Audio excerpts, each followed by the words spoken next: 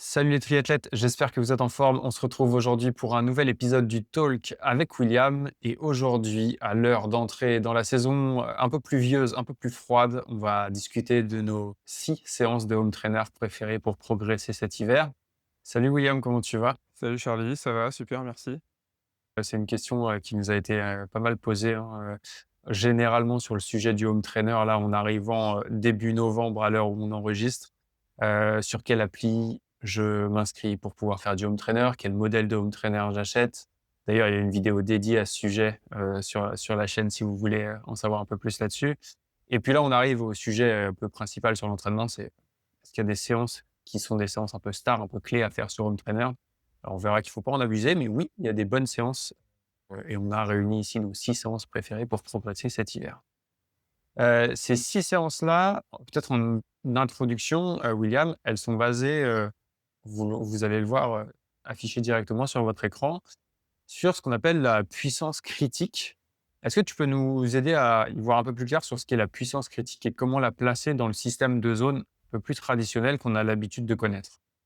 Ouais, c'est vrai que d'habitude, on utilise, surtout un système à 5 ou 7 zones, où on va avoir, nos 2 seuils. Donc, le premier seuil, qui va être, à la frontière entre la zone 2 et la zone 3 et le deuxième seuil, plutôt, la frontière entre la zone 4 et la zone 5. Donc, nous, on va plutôt s'intéresser du coup à cette frontière entre zone 4 et zone 5.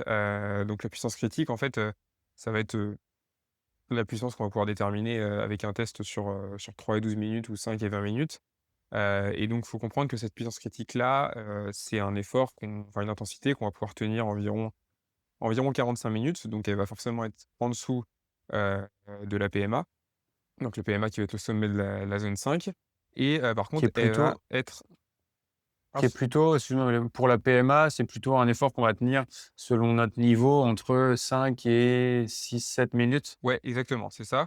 Du coup, l'autre valeur physiologique qui est très connue en plus de la PMA, c'est la FTP. Donc la FTP qui est la valeur qu'on va tenir plutôt environ 60 minutes. Donc souvent, on peut extrapoler les résultats du test 20 minutes, même si le facteur appliqué, sur le résultat du test 20 minutes est un peu différent suivant les philosophies d'entraînement. Donc voilà, il faut comprendre que la puissance critique est, un peu au-dessus de la FTP et on va aussi,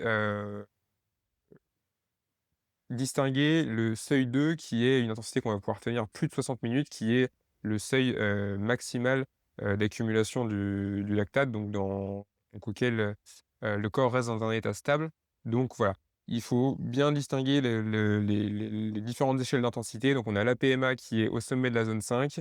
On a, ensuite cette zone de transition entre la zone 4 et la zone 5, et donc qu'on appelle le seuil, où on va avoir, en bas de cette zone de transition-là, le seuil 2 qui est une valeur qui reste encore relativement tenable sur le long terme.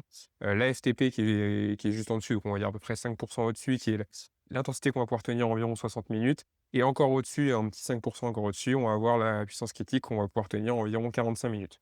Donc voilà, c'était assez important de recontextualiser ce système de zones-là pour être bien en accord avec, les pourcentages dont on va parler ensuite sur les séances, après. OK. Juste, est-ce que tu veux nous dire en 2 mots pour finir cette introduction, mais qui est intéressante sur cette notion-là, quel est l'intérêt pour toi de travailler à la puissance critique plutôt que, aux indicateurs qu'on peut connaître par ailleurs? En fait, la puissance critique, son intérêt, c'est que en mettant en relation un test de courte durée, donc 3 à 5 minutes, et un test de plus longue durée entre 12 et 20 minutes, donc idéalement pour un triathlète qui fait du triathlon longue distance, on va recommander un 5 à 20 minutes. C'est qu'en fait, la mise en relation de ce 5 minutes et de ce 20 minutes, ça va permettre de mesurer la perte de puissance, le delta qu'il va y avoir entre ces 2 valeurs-là, et qui va permettre du coup d'avoir des zones qui vont être plus précises, puisqu'elles vont davantage prendre en compte, cette déperdition de puissance dans la durée. Parce qu'on est tout à fait d'accord qu'un triathlète, qui va faire du longue distance, et ben, entre sa zone 2 et sa zone 3, si on a un écart de 20 à 30 watts parce que c'est mal estimé à partir d'un test PMA par exemple sur 5 minutes, ça peut être très problématique sur, le paramétrage de ces allures de course, et 20-30 watts, ça peut clairement vous envoyer dans le mur, pour la partie course à pied ou même pour la fin de la partie vélo. OK, donc l'intérêt est d'avoir 2 points de référence, plutôt qu'un seul. et d'avoir, OK, d'avoir une courbe de puissance qui soit aussi plus précise. OK, Exactement. très clair là-dessus. Juste en dernier mot d'introduction, les séances qu'on va voir là, elles sont plutôt destinées à être faites sur home trainer, où il est beaucoup plus facile de calibrer son effort et d'avoir, de respecter les intensités puisque, pas de variation de dénivelé, pas de feu rouge, pas de circulation. Donc elles sont plutôt faites pour être réalisées sur home trainer. Gardons en tête que sur home trainer, il va falloir recalibrer, voire un petit peu à la baisse ces zones de puissance. Ouais, c'est ça, en il est toujours plus difficile de produire de la puissance, en intérieur si vous avez un capteur de puissance sur votre vélo, donc une mesure de puissance en extérieur et une mesure de puissance en intérieur sur home trainer. Vous avez sûrement dû remarquer que, l'effort est quand même beaucoup plus difficile à tenir en intérieur, parce que déjà il y a pas l'inertie, il y a une thermorégulation qui est beaucoup plus difficile. On est toujours en prise aussi, le la mécanique de pédalage est aussi un petit peu différente. Donc il faut absolument prendre en compte ça et recalibrer un peu votre système de zone. Généralement, alors c'est très dépendant des athlètes, mais on compte une baisse, de 5 à 10 de puissance, en intérieur par rapport à l'extérieur et Ouais, ce qui est pas négligeable, hein. si vous voulez réaliser ces séances-là en extérieur, c'est tout à fait possible. Par contre, on est sur des séances avec soit des longs intervalles, soit des intervalles, qui se répètent en très grand nombre. Donc plutôt privilégier, une côte, ou alors un circuit, sur lequel vous avez vraiment, aucune intersection et peu de circulation pour pouvoir, réaliser la séance, le mieux possible. OK. Si on parle, peut-être là aussi de préparation de cette séance, là, on va vous présenter uniquement les corps de séance. Est-ce que en 1 minute, tu peux nous donner, un protocole d'échauffement et de récupération avant-après sur lesquels on est à peu près pas sûr de se tromper? Oui, tout à fait, le but, ça va être, on peut tout à fait réussir à s'échauffer pour ce genre de séance entre 10 et 20 minutes. Idéalement, on va avoir, allez, une petite dizaine de minutes progressives, de la zone 1 vers, le haut de la zone 2, pratiquement jusqu'au 1er seuil, ce qui va permettre du coup, de bien monter la température corporelle et ensuite on va pouvoir faire, heu, idéalement, 2-3 minutes tempo en zone 3 et puis, 3-4 fois 30 secondes en zone 5. Donc ça, c'est le protocole idéal sur, une petite vingtaine de minutes pour pouvoir, arriver, dans les meilleures dispositions possibles pour le corps de séance. Et pour, le protocole de récupération, le cool down, là, tout simple, on va faire entre 5 et 10 minutes en zone 1, pédalage, fluide, constant pour bien récupérer et puis faire redescendre un peu cette, tension musculaire et puis, la sollicitation du système nerveux aussi. OK. C'est parti? On attaque avec notre première séance? Allez, c'est parti. Première Première séance, séance de séance. VO2. Exactement, séance de VO2, donc là, un classique. Étant donné qu'on est plutôt orienté sur du triathlon longue distance, là, on va avoir un grand nombre de répétitions. Donc là, on va être sur 10 fois 30 secondes, récupération 15 secondes et donc cette série de 10 fois là, on va la répéter 3 fois. Donc les 30 secondes, on va plutôt les faire environ à 115 de puissance critique. Donc là, on va être, pour ceux qui utilisent la PMA, quasiment à l'intensité PMA qu'on peut tenir environ 5 minutes, avec des récupérations qui sont quand même relativement courtes de 15 secondes entre les intervalles. L'objectif, ça va être de maintenir un très haut niveau de fréquence cardiaque puisque, le développement de VO2 max va être, un petit peu associé au temps qu'on va passer, au-dessus de 90 de fréquence cardiaque maximale. Donc là, au niveau objectif physiologique, ça va être très simple, ça va être améliorer sa VO2 max, en début de saison, parce que ces genres de séances, on peut les placer en phase préparation générale. Ça va permettre de rapidement monter en niveau de forme et puis par l'intensité qui est importante sur les intervalles, on va pouvoir, recruter, un grand nombre de fibres musculaires, stimuler pas mal d'adaptations centrales au niveau débit cardiaque, au niveau du système cardiovasculaire et puis aussi améliorer, du coup par conséquent, l'économie à des intensités sous-maximales. Qu'après voilà, on peut adapter ces séances, en utilisant, des intervalles, de type 40 secondes, 20 secondes, même, des 1 minute, récupération 30 secondes. Donc là, voilà, il faut jongler entre 110 et 115 de puissance critique, pour pouvoir rester dans une cote d'effort qui va être, voilà, moi j'ai mis 8/10, mais globalement entre 8 et 9/10, c'est ce qui est attendu, sur ce genre de séance. Et ce qui est difficile a priori, hein, quand on voit la séance comme ça va être, de la maintenir dans le temps, de maintenir une capacité à aller chercher ces 110-115 de puissance critique aussi sur les dernières répétitions. Les premières devraient être assez faciles, mais c'est les dernières qui vont générer de la fatigue, j'imagine? Ouais, exactement, c'est cette accumulation de fatigue musculaire qui va rendre la séance, assez difficile, plus le cardio qui va forcément naturellement monter, en dérive au fur et à mesure de la séance et ouais, le piège sur cette séance, c'est de partir un peu trop fort sur les si là on prend les 10 fois 30 secondes, de partir un peu trop fort sur les 5 premiers et d'avoir vraiment du mal, sur la suite et même du coup sur les blocs suivants. C'est pour ça qu'on OK. scinde aussi, en 3 blocs là en l'occurrence, avec des récupérations de 3 minutes entre les blocs, ce qui permet de refaire redescendre un peu le stimulus musculaire et cardio, mais du coup pouvoir remonter encore comme un système d'échelle sur les intervalles suivants. OK, très clair. Donc, score 8/10, on n'est pas là pour rigoler non plus et il y a la fatigue qui va s'installer au fur et à mesure de la séance. On passe à la deuxième. Exactement, donc la deuxième séance, qui peut aussi être placée en préparation générale ou alors en préparation spécifique. Donc la séance, je l'ai appelée over SV2. Donc en fait, le but, ça va être de répéter des intervalles au-dessus du seuil 2. Donc là, donc entre 100 et 102 de puissance critique, mais toujours répéter beaucoup d'intervalles. Donc là, on va avoir 30 fois 1 minute à 100-102 de puissance critique, récupération 30 secondes. Hem, L'objectif, ça va être de travailler au-dessus du second seuil en termes de puissance, mais tout en restant en dessous du second seuil et au niveau du second seuil, en interne, donc en termes de fréquence cardiaque, de lactatémie, de consommation d'oxygène.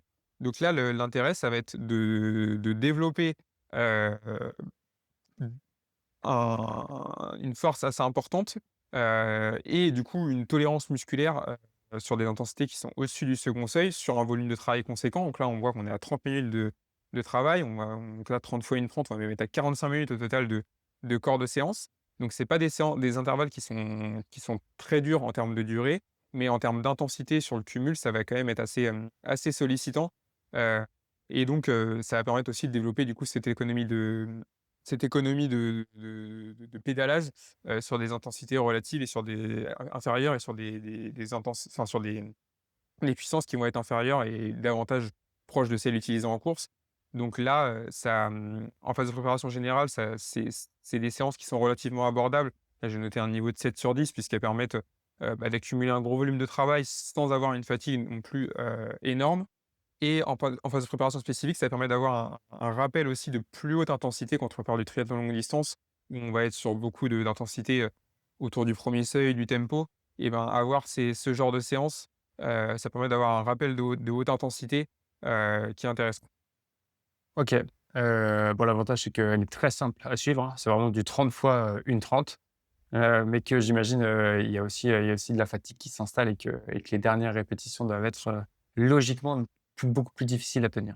Ouais et puis, bah, du coup, on peut aussi, adapter un peu ces intervalles. On peut monter, sur des intervalles, par exemple, 20 fois 2 minutes, récup 1, allez, grand maximum, allez, 15 fois 3 minutes. Même si là, on commence à devoir, bosser à des intensités un petit peu en dessous, de la puissance critique, plutôt aux alentours de FTP, on va dire. Donc voilà, on peut adapter cette séance-là, mais ouais, 30 fois 1 minute, ça fait quand même un volume de travail conséquent. Donc certes, les 10 premiers vont vous paraître très faciles. Par contre, je peux vous garantir que l'intensité, de la séance fait que, sur le dernier tiers, vous allez le sentir passer. OK. On a hâte de la tester celle-ci aussi. OK. Hem, Séance numéro 3, du lactate shuttling? Ouais, lactate shuttling, alors donc en fait, l'objectif, ça va être de maintenir un effort, constant donc en zone 4, autour du deuxième seuil, voire un petit peu en dessous. Et d'y intégrer des intervalles très courts de, 30 secondes à 1 minute, proches de la PMA, donc à 110-115 de puissance critique. Donc on va venir générer, beaucoup de lactates et ensuite les recycler sur des intensités inférieures. Donc là, on va avoir 4 séries de 12 minutes, récupération 4 minutes et dans ces 12 minutes, on va faire 30 secondes heu, proche de VO2 max, donc à 110-115 de puissance critique et ensuite 2 minutes 30 à 85-90 de puissance critique, donc au niveau du seuil 2. Donc pour un athlète Ouais, qui, par exemple, va avoir une puissance critique de 300 watts, on va être, sur des 30 secondes qui vont être faits à environ, 350 watts et des 2 minutes 30 qui vont être faits à 270 watts. Donc en fait, les ouais, contre-efforts de 270 watts vont permettre d'avoir une «récupération» entre guillemets active, mais plutôt de recycler le lactate qui va être produit, et de le réutiliser comme substrat énergétique. Donc ça permet au corps d'améliorer la tolérance musculaire et la tolérance, à l'accumulation de lactate, dans le temps et ça préserve aussi vos réserves de glycogène musculaire puisque du coup, on vient réutiliser le lactate comme, substrat énergétique pour produire du coup l'énergie dont vous allez avoir besoin. Donc ça permet de préserver ces réserves de glycogène et donc ça améliore forcément votre économie, énergétique et cette séance est aussi vraiment intéressante pour améliorer vos puissances au 2e seuil, puisqu'en fait, on va venir bosser, très légèrement en dessous, mais avec des sollicitations, bien au-dessus. Donc en fait, naturellement, ça va entraîner votre 2e seuil. Donc ces séances-là, en fin de préparation générale, c'est intéressant, mais il faut déjà avoir un bon niveau de forme parce qu'elle permet d'accumuler enfin, elle accumule quand même vraiment de la fatigue. C'est une séance qui est assez longue, qui est assez sollicitante. Alors après, on peut forcément l'adapter avec des intervalles un peu plus courts.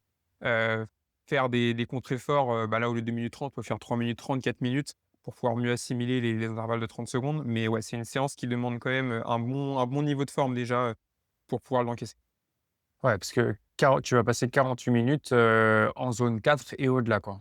Ouais Donc et oui, cette séance est aussi très intéressante pour ceux qui préparent du triathlon courte distance, notamment avec drafting, parce qu'en peloton, on va être sur un effort proche, du tempo. On va être, on sera jamais en dessous du premier seuil, on sera jamais en roue libre, on sera toujours sur de la zone 3, zone 4, mais avec, à certains moments, beaucoup de relance, que ce soit dans les virages, des demi-tours, sur des parcours techniques. Donc en fait, être capable de générer cette très haute puissance pendant 10, 20, 30 secondes et ensuite pouvoir, se régénérer et ne pas accumuler trop de fatigue, en se replaçant dans le peloton, ça peut être aussi très intéressant, dans cette optique-là, c'est ce genre de séance. OK. Ouais, parce que c'est vrai que on l'a pas précisé en intro, mais on a pensé ces séances-là, majoritairement, à la base plutôt pour de la longue distance parce que, bah, c'est plutôt, ça correspond plutôt aux gens qui sont présents chez nous et aux demandes qu'on a eues. Mais en fait, il y a aussi, oui, plein de cas d'utilisation qui peuvent être intéressants pour des gens qui font de la courte distance, notamment avec du drafting. Pas forcément au même moment de la saison, mais ça reste des séances qui peuvent aussi, être très intéressantes pour eux. Ouais, les séances peuvent être largement utilisées dans les 2 cas. Faut juste, voilà, garder à l'idée que c'est vraiment une question de temporalité et que, plus on va se rapprocher de l'épreuve, plus on va chercher à être spécifique. Et donc forcément, quelqu'un qui va faire de la longue distance va devoir, à l'approche de l'épreuve, plutôt faire des séances, longues, au tempo, au seuil, tandis que quelqu'un qui va faire du courte distance, va plutôt faire des séances, assez courtes, assez explosives avec, des relances, avec, du travail au seuil et des variations d'allure. Ouais. Séance numéro 4, la bien connue, qui fait peur à tous les triathlètes ou à tous les cyclistes qui s'y sont déjà frottés. Voilà, le Jiménez, donc c'est un peu dans le même esprit que Lactate Shuttling, sauf que, là, on va être vraiment sur, allez, entre 30 et 45 minutes de travail en continu. Là, j'ai mis 40 minutes de travail en continu, où on va faire 1 minute à 115-120 de puissance critique, donc là, on va être, proche de la PMA, et 4 minutes à 80 de puissance critique. Donc là, on va être sur une intensité inférieure à ce qu'on disait juste avant, plutôt au tempo. Donc là, vraiment, l'idée, c'est d'avoir un effort, en continu où en fait, on va jamais être vraiment, relâché pendant ces 30 à 45 minutes, ce qui va permettre vraiment de stimuler VO2 max et puis, vos capacités de tolérance au lactate puisque, sur les 1 minute, vous allez produire, forcément, beaucoup de lactate. Vous allez avoir une forte dérive au niveau consommation d'oxygène. Heu Votre VO2 max va forcément être très stimulé et ensuite, on va avoir 4 minutes, en tempo où, là, on va chercher à réguler un peu l'effort, à revenir rapidement à une allure cible, hein. Si on part du triathlon longue distance, par exemple, ces 1 minute-là vont pouvoir être assimilées à une côte, assez raide qu'on va vouloir monter, assez fort pour pas perdre sa vitesse moyenne et puis derrière revenir à l'intensité cible. Et donc, en parallèle, ça sollicite aussi fortement le système tampon et le transport d'oxygène pour, bah, du coup, recycler un peu les déchets métaboliques qui ont été produits sur les 1 minute. Donc, bah, là, même chose que pour les séances de lactate shuttle. Vous verrez qu'en début de séance, les 2-3 premiers 1 minute, ça passe relativement bien. Derrière, ça commence à être très dur de vouloir remettre de la puissance sur les dernières 1 minute. Donc là, Donc pour un ouais, pour il un faut triathlète déjà de être en prépa forme. ouais, voilà, c'est ça. Pour un triathlète de préparation, longue distance, il faut déjà être en fin de prépa générale, avoir un bon niveau de forme, et même ça peut constituer un excellent rappel d'intensité, en prépa spécifique pour avoir un petit rappel de VO2 max. Ouais. Ça fait partie de ces séances où, il faut pas se mentir, hein, il faudra aussi être prêt, psychologiquement à taper dedans parce que c'est compliqué à tenir, on peut en profiter pour glisser deux trois conseils, un peu matériels et organisationnels sur une séance de home trainer comme ça. Ventilez au maximum, même si vous êtes dans votre garage et qu'il fait 3 degrés dehors, il faudra tout ouvrir parce que on va vite monter en température. Prévoyez de l'hydratation, prévoyez des serviettes, prévoyez du ravitaillement, aussi, solide. Enfin, solide, ça peut être des gels, mais prévoyez quand même de vous attaquer à cette séance-là dans les meilleures conditions possibles et éviter la surchauffe ou la déshydratation. Vraiment il faut aborder ces séances-là, alors j'allais dire presque comme des petites compètes, des petits défis. Je sais pas si tu me rejoins William, mais en tout cas dans des conditions qui soient optimales parce que oui, ça va être une séance, compliquée et difficile à mener à bout. Ouais, c'est ça, la séance va être difficile. Après, l'idée, c'est pas de se mettre au carton et d'être complètement surmené pendant 10 jours. Heu, la nutrition est ultra importante sur ce genre de séance. Viser, 60, allez, voilà, au moins 40 grammes par heure, idéalement plutôt autour de 60, ce qui OK. permet vraiment bah, déjà de vous faciliter la vie pendant la séance et de 2 de mieux récupérer. Et puis l'hydratation, voilà, hyper importante avec les électrolytes aussi sur home trainer, puisqu'il y a des pertes hydriques et minérales qui sont assez importantes. Donc, voilà, faut vraiment pas négliger ça, faut l'aborder un peu comme une séance sur piste. Vous allez, vous allez vouloir redonner le meilleur de vous-même et donc voilà, l'idée c'est pas de se mettre au carton, hein, mais c'est de se donner tous les moyens possibles pour, d'une part, réussir la séance et de 2 bien récupérer pour pouvoir, réenchaîner une séance, du même style, la semaine suivante et la semaine qui suit encore après. Parce que on on le répète assez souvent, une préparation hivernale bien construite, c'est la répétition de plusieurs stimuli, bah, bien contrôlés, bien maîtrisés, semaine après semaine, qui vont vous permettre d'élever votre niveau de forme de quelques petits pourcents d'une semaine après l'autre pour pouvoir arriver en pleine forme au printemps. 5e, séance, du tempo, de force. Ouais, c'est ça, donc là, je vous proposais un 8 fois 8 minutes à 80 de puissance critique, je récupère 2 minutes.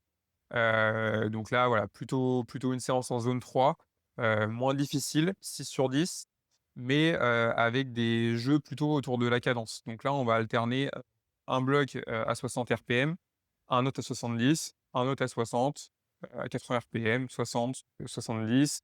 En fait, on peut varier un bloc plutôt, hem, où on va travailler, à basse cadence, donc pour avoir une sollicitation musculaire, maximale, et un bloc où on va remonter un peu la cadence pour se rapprocher de notre cadence de pédalage, naturelle. Ce qui va permettre, bah, en fait, en travaillant en force, ça va développer déjà d'une part votre endurance de force, mais aussi votre efficacité neuromusculaire et votre coordination. Moi, je trouve ça assez important aussi pour les triathlètes qui font du longue distance de réaliser ces intervalles-là en position aéro, puisque, bah, du coup, ça va forcément développer, tout votre gainage et votre coordination en position aéro. Heu, Ça va solliciter aussi vos fibres lentes et donc votre capacité à développer, bah, leur capacité oxydative et donc, leur capacité à utiliser les lipides comme source d'énergie. Il y a pas de consensus scientifique qui disent que, le travail en force serait plus intéressant que le travail à cadence naturelle. Mais, d'un point de vue, gain musculaire et niveau ressenti ensuite de difficulté à une intensité égale, mais quand on est à cadence, naturelle, il y a quand même des gains assez intéressants à avoir ce travail en force, à intensité tempo, donc proche de l'allure course.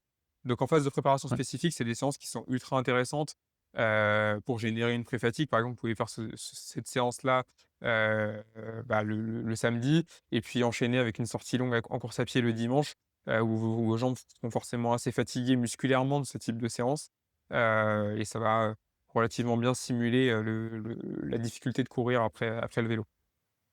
Ouais, donc double intérêt d'avoir une séance longue où on va passer, 64 minutes, heu, aux alentours du tempo et en même temps une contrainte, musculaire et de la fatigue induite par, des cadences basses imposées. Voilà, c'est ça. Bah, l'objectif de cette séance, c'est pas forcément, qu'elle soit très dure sur le plan des watts en termes d'intensité absolue, hein. Mais en fait, c'est l'accumulation de ce long temps de travail. Là, on voit, hein, comme tu l'as dit, 64 minutes de temps de travail. Si on rajoute, bah, du coup, les récup, l'échauffement, le cool-down à la fin de la séance, on peut arriver sur une séance qui va faire, 1 h 45, 2 heures en prise sur le home trainer. Ça commence à être une séance, assez longue et si vous voulez performer dans la durée, sur votre triathlon longue distance au printemps, c'est quelque chose par lequel il faudra passer puisque de toute façon, la durabilité, c'est quelque chose qui est très important en triathlon longue distance, hein. Vous aurez beau avoir, la meilleure FTP, la meilleure PMA, si vous êtes pas capable de tenir un haut pourcentage de ces valeurs-là sur la durée, bah, en fait, ce potentiel physiologique-là, il vous servira, pas à grand chose entre guillemets. OK. Séance numéro 6, la dernière, une séance, aux alentours, du deuxième seuil. Ouais, c'est ça, donc la séance SV2, donc là, on n'est pas sur une intensité, AFTP, on est sur une intensité inférieure. Donc là, on va être sur 6 fois 10 minutes à 95 de puissance critique. Donc là, on va être vraiment sur, des intervalles qui sont longs, mais dans lesquels on reste dans un état stable. Donc là, ça va être vraiment heu, la zone idéale pour stimuler les adaptations mitochondriales, donc renforcer les mitochondries qui sont entre guillemets les petites centrales dans votre corps et qui permettent de transporter l'oxygène.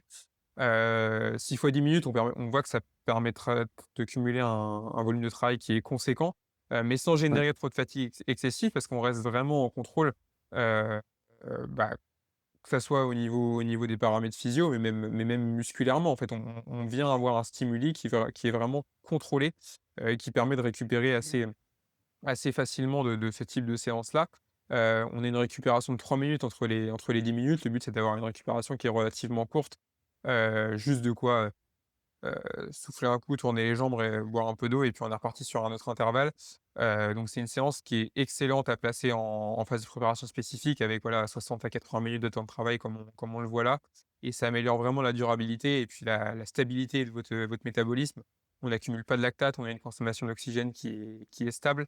Donc ça permet vraiment de passer un step, ensuite quand vous passez sur, une intensité un petit peu inférieure qui va être de votre allure course, que ça soit sur half ou sur Ironman. Vous allez vraiment vous sentir à l'aise du fait d'avoir passé des séances assez longues, à une intensité plus haute là comme c'est le cas et qui plus est en position aérodynamique, hein, si vous vous mettez sur les barres, pendant ces séances-là. ouais. Donc une séance qui est elle aussi plutôt à réserver aux phases de prépa spécifiques. Ouais, c'est ça, à l'approche, vraiment l'approche des compétitions, c'est un effort qui est relativement proche, de celui de la compétition, donc on va chercher à garder proche de cette course. On a 6 belles séances clés, dont il va pas falloir abuser. L'idée, c'est vraiment d'avoir ces séances clés pour passer des caps, mais naturellement, hein, elles doivent arriver dans une planification qui soit pensée autour d'elles. Oui, c'est ça et puis il faut garder aussi à l'idée que ces séances, elles sont faites pour être adaptées. Là, je vous ai donné des séances avec, une thématique particulière et un volume de travail, qui donne un exemple, de ce qu'on peut utiliser. Mais là, si je reprends le 6 fois 10 minutes, récup 3, on peut très bien commencer le cycle plus bas par un 5 fois 8 minutes et puis, si tout va bien en fin de cycle, on peut terminer quasiment avec un 5 fois 15 minutes. En fait, les Ouais, séances là, voilà, c'est un ordre d'idées et il faut savoir les adapter. En fait, vos séances doivent vraiment s'inscrire dans un cycle avec une logique de progression semaine après semaine pour pouvoir développer des qualités, de manière cohérente tout au fil de la saison. Donc, voilà, les séances VO2 pour un athlète qui fait du longue distance, les séances VO2 plutôt à l'écart, de la préparation spécifique même si du coup on peut avoir des rappels en préparation spécifique pour garder cette intensité-là. Et puis ensuite on va dériver progressivement vers du travail de tempo, de force, de seuil 2. Mais voilà, faut garder à l'idée que ces séances-là doivent s'inscrire dans un cycle et être fait avec progressivité et c'est pas une séance qui est gravée dans le marbre. Vous devez, voilà, adapter la durée des intervalles, la durée des récup en fonction de votre niveau, de ce que vous préparez et puis voilà. Ouais, et rien ne vaut un programme, intelligent qui, se base sur une planification totale de votre saison, donc à utiliser avec modération et intelligemment. Hem, 2 petites questions, William, qu'on nous a posées liées à ce sujet-là. D'abord une question de Rémi. Rémi qui nous pose une question sur, les applis recommandées pour débuter sur Home Trainer. Quelles apps sont recommandées pour débuter sur Home Trainer? Zwift est-il incontournable et quels sont ses avantages par rapport aux autres apps payantes ou gratuites? Alors c'est vrai que Zwift, c'est le leader du marché, hein. Il est loin d'être incontournable. Par contre, il y a quand même de grands points forts, hein. Tout l'aspect communautaire, l'aspect, cyclisme virtuel où, bah, naturellement, le fait de pouvoir faire des courses, avec les autres, de pouvoir rouler avec ses amis, c'est toujours super sympa. Mais attention à ne pas s'y perdre et à tout le temps faire que des courses.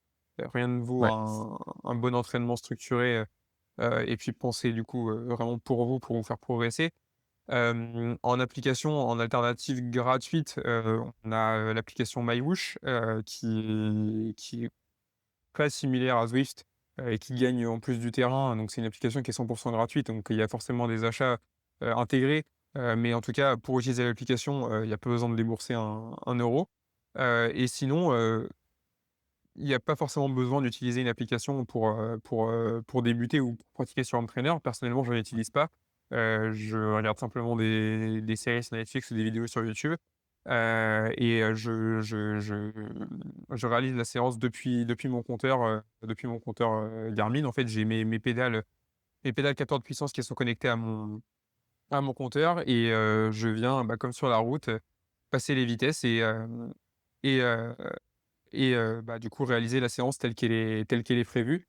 J'en profite du coup pour glisser un tips, qui est quand même, assez important à mon goût. Si vous avez l'opportunité d'avoir un capteur de puissance sur votre vélo, en plus de celui sur votre home trainer, je vous recommande à l'intérieur d'utiliser le capteur de puissance qui est sur votre vélo. Déjà d'une, ça vous permettra d'avoir des données plus fiables, que ceux du capteur de puissance du home trainer qui est souvent moins précis et de 2, ça vous permettra d'avoir des données qui sont, relativement enfin qui sont plus facilement, associables à celles que vous allez avoir ensuite en extérieur.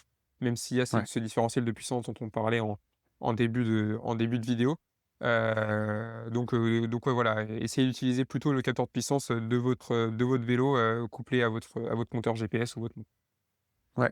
Là-dessus, ouais, pour répondre à la question de Rémi, effectivement, il y a pas d'obligation, du tout à avoir d'appli. Le plus important, même si vous utilisez une appli, c'est de respecter vos séances et de faire vos séances correctement. Et tu as raison, William, de le repréciser, on peut vite être pris dans ces applis, notamment sur Zwift, qui est la plus connue, dans, des compètes, des entraînements qui nous sont poussés, mais qui font pas forcément partie d'une planification, spécifique, l'envie d'aller se mettre un peu à plat, sur une course avec les copains. Bon, la priorité, si vous voulez progresser quand même à long terme, ça reste de faire les bonnes séances au bon moment. Donc, dans tous les cas, il faudra respecter ce 1er objectif-là et après, ouais, les applis apportent toujours un peu de fun, mais à partir du moment où tu as ta séance et que tu appliques ta séance, tu peux tout à fait le faire, ouais, devant un film, devant une série. Moi, de mon côté, je suis en train de tester Rouvy, comme appli. Heu, c'est un petit peu différent de ce qu'on peut connaître sur Zwift, puisque là, on roule sur des paysages filmés. Le rendu est très bon, très satisfaisant pour l'immense majorité d'entre nous. C'est à peu près dans les mêmes tarifs que Zwift. Vraiment, sur toutes les applis, vous avez en plus des périodes d'essai gratuits. N'hésitez pas à en télécharger deux trois, vous testez ce qui vous correspond le mieux et si vous le souhaitez, bah, vous pourrez passer à la version payante de celui qui vous aura séduit, mais encore une fois, hein, c'est vraiment pas une obligation et les 200 € que ça va vous coûter à l'année, bah, il y a peut-être des choix plus intelligents à faire en termes d'investissement dans du matériel si on démarre. Exactement et j'en rajouterai aussi un Un piège du home trainer, dans lequel beaucoup «tombent» entre guillemets, c'est l'utilisation du mode, ERG. Donc en fait, ceux qui vont suivre une séance, directement, intégrée dans Zwift, en fait, la séance va se dérouler. Vous avez même pas besoin de changer, vos vitesses. La résistance du home trainer va se, va se modifier directement pour s'adapter aux watts qui vont être demandés par l'intervalle dans lequel vous allez être. Là, moi, je serais partisan de supprimer ce mode ERG là, donc vous pouvez le supprimer dans les paramètres Ouais. sur Zwift, c'est assez facile à faire et ça permet bah, déjà d'une part d'être acteur parce qu'en fait, en fonction du profil de la carte sur laquelle vous allez rouler et puis, bah, si vous êtes en montée, en descente, si vous avez un intervalle à 400 watts ou un intervalle à 100 watts à faire, ça va être à vous-même de passer les vitesses et c'est quelque chose qui permet de garder des bonnes habitudes, parce que quand vous allez repasser sur la route, au printemps, si vous n'avez pas mis les pieds dehors de l'hiver, et ben, repasser les vitesses pour toujours être sur le bon rapport de puissance, de cadence de pédalage. Quelque chose qui est quand même intéressant de garder quand même ces automatismes-là, et ça permet d'être vraiment acteur de sa séance. Ouais, puis ça permet aussi de s'assurer de réaliser les séances correctement. Les logiciels, de home trainer, ont pas toujours la même lecture des séances qu'on peut leur envoyer et donc le mode ERG parfois crée quelques comportements un peu aléatoires. Si on vous demande des séances qui sont trop élevées pour, la forme du jour, voire même qui sont juste, mal calibrées sur vos intensités, le mode ERG va vous «obliger» entre guillemets à essayer de tenir des valeurs que vous ne pouvez pas tenir et vous allez vous retrouver bloqué à devoir, faire de la force sur un exercice qui n'en demande pas forcément. Donc le mieux, hein, c'est comme tu le disais William aussi de reproduire le comportement naturel. Le mode ERG, on peut largement s'en passer et on s'en passait jusqu'à il y a 4-5 ans. Donc franchement, ça permet d'être plus acteur, ouais, de son entraînement et de sa progression. Ouais et puis comme tu le disais, il faut aussi être, ancré sur ses sensations et pour moi, c'est quelque chose qui est très important dans une logique de progression. Il faut comprendre pourquoi on fait la séance, qu'est-ce qui est attendu de moi et qu'est-ce que, enfin, jusqu'à quel point je pousse pour être dans le niveau de difficulté attendu. Pour moi, c'est dans une logique de progression, c'est ultra important de que l'athlète soit investi là-dedans et qu'il comprenne ce qu'il fasse. Le fait de pas avoir le mode VRG et d'être maître de sa séance, ça permet vraiment de se placer au curseur qui est attendu, pour pouvoir réaliser, bah, la meilleure séance possible par rapport à ce qui était prévu. Super. Je pense qu'on a fait le tour de tous les éléments qu'on avait à mentionner aujourd'hui. Est-ce que tu as un mot de la fin, William, ou est-ce qu'on a fait le tour Non, des conseils qu'on pouvait avoir avant de démarrer l'hiver? je pense qu'on a tout fait, donc maintenant OK. il y a plus qu'à prendre sa serviette, son bidon, le cuissard, monter sur le home trainer et puis, faire une des 6 séances qu'on a proposées en l'adaptant bien sûr à votre niveau et puis à vos objectifs surtout, hein, pour que ça soit OK. placé dans une planification, cohérente et bien acheminée, jusqu'à votre saison, 2026. Mais voilà, maintenant il y a plus qu'à transpirer. Ça marche. Alors, je vous rappelle que si vous voulez télécharger, l'affiche avec les 6 séances qu'on vient de vous présenter, je mets un lien dans la description de cet épisode. Vous pouvez y accéder gratuitement et vous aurez donc le résumé de tout ce qu'on vient de vous proposer ici et puis, si vous êtes encore là, j'imagine que cet épisode vous a plu. Alors, au choix, laissez un commentaire, laissez un like ou abonnez-vous. Ça nous montrera que ce genre d'épisode vous plaît et puis, nous, on se retrouve, dans 2 semaines pour un prochain numéro du Talk. Exactement. Merci Charlie, à bientôt. Salut William. Salut.